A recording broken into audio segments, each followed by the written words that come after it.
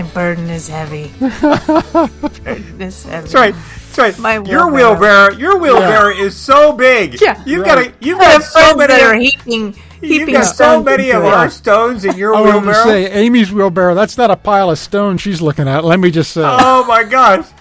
That's right. Oh, my goodness. Oh, my. My burden is heavy. Yeah. My burden is heavy. Oh, gracious.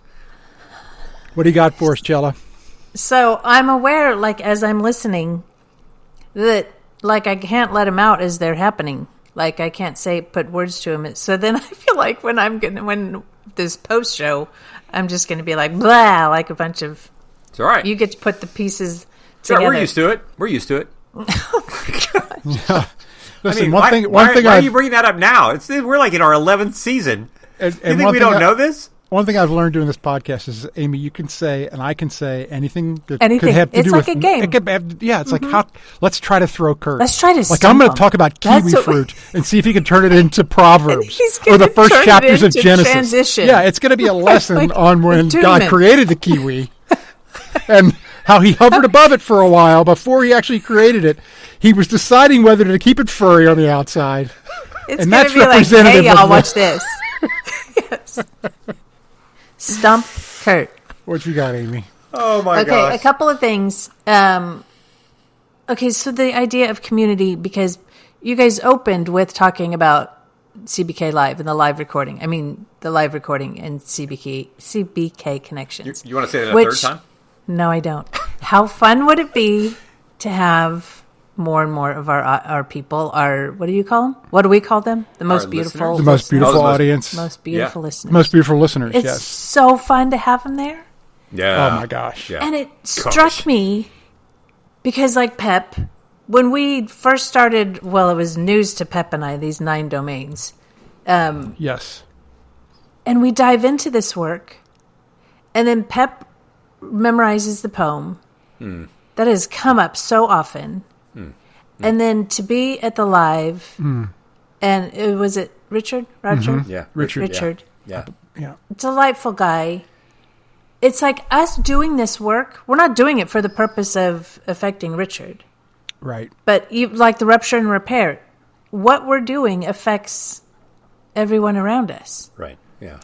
This is a totally this is Yeah. this is going to sound like it's belittling what you're saying, but I don't think it is. I had 2 people come to me and say they're doing Orange Theory now. I mean, Oh, yeah. Why is that belittling? well, I mean, because Okay. it's not as lofty as, Windleberry. yeah. But It's living the life they want to. It's living the life. It's being intentional about, Yeah. right? Right. yeah. Right. Well, you're bringing up. You're reminding me of Genesis 1. Here we go. It's got nothing to do with Genesis 1. Okay, good. That was funny. See, that was funny. Thanks for taking the time. Thanks for taking the time to explicitly note that after 11 seasons, I don't think you've ever said that. After 11 seasons, you've said like, "Oh, that was funny." After like multiple attempts, that's right. Well, he finally completed a marathon. You guys deserve everything you get. I'm just gonna say. Yeah, there's a lot of truth to that. You me. With you, Chell, like, no, we don't. I can tell you, we do not deserve everything we get. Okay, no, I'm now I can't remember what I was going to say. I can't remember. The whole notion of when we're doing this work. So Richard witnesses it, right? He sees this. Yeah. The people have seen the things that are happening, and that whole notion of, we all have longings. When we and sometimes we have longings that we don't even know that we have until we see somebody else demonstrate that. Right. And so I think about this particular season. How many people walk around with the longing of wanting to repair certain ruptures, but they're not aware of it because the ruptures have been so buried, or like it feels so remote as a possibility, or they can't. That what we would long for is for them to realize it as a possibility. Listen, I'll say that I grew up with a father who, if he would have learned this work, Yeah. would have, I mean, Yeah. the world would be a lot different place. I mean, it just, you know, the amount of trauma that he had in his childhood that I later found out about, that he talked to me about and everything. Yeah. But as the amount of that he just literally tried to keep in the basement behind the furnace until it would just because you can't keep it down there. You cannot. No. It will not work. No. And, you know, so I think that's been a real inspiration for me to try to work on those things as much as possible and dig them up and find them and find people that will co-regulate these things with me, because otherwise I've seen the other side of it. I've seen that it's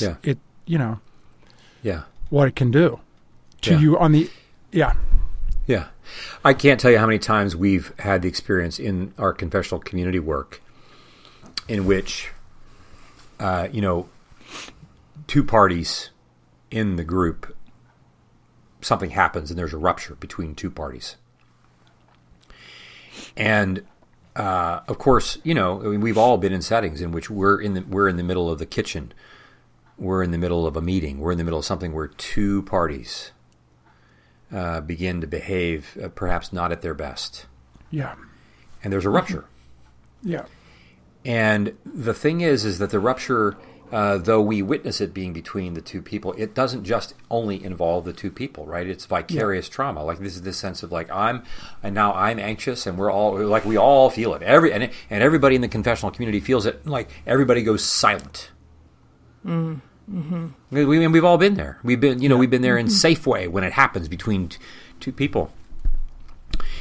And yet, when one of the things that Courtney and I worked in, and our other leaders worked to do, is like we're aware that like this rupture is not just between two people.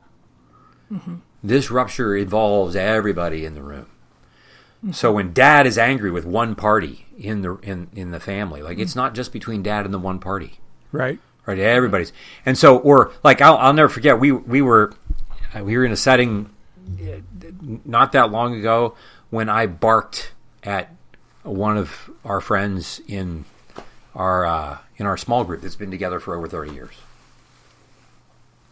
And I was because I was longing for something from this person.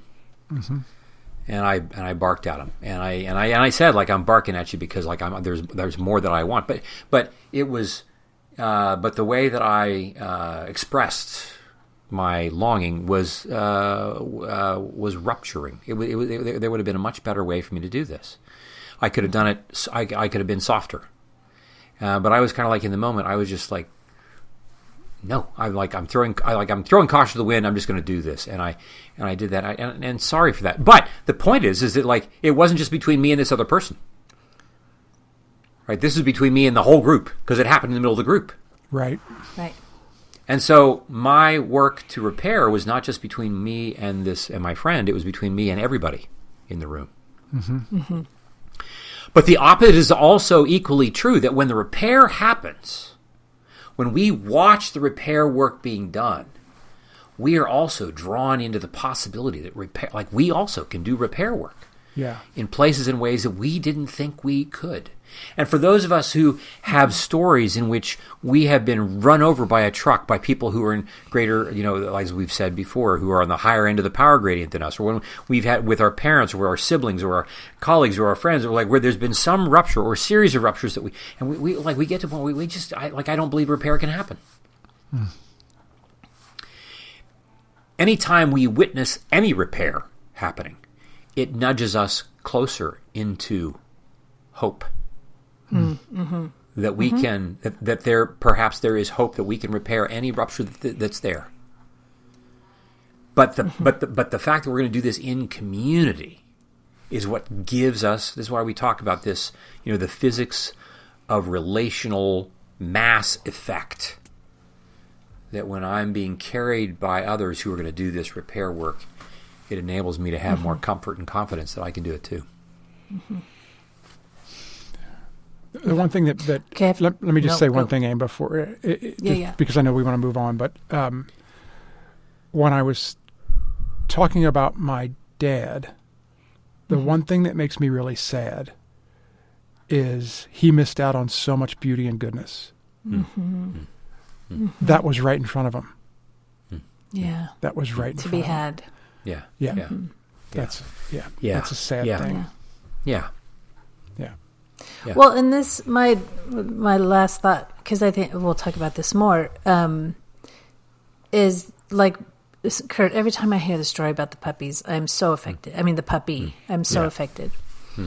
And this almost borrowed rupture. And that's what I mean by we'll talk about it more. But it's like your dad, Pep. There was rupture that it's like secondary rupture. Yes, we're all affected by it. But then it's like, what do we do when the rupture, like we're the child of the rupture. We're once removed.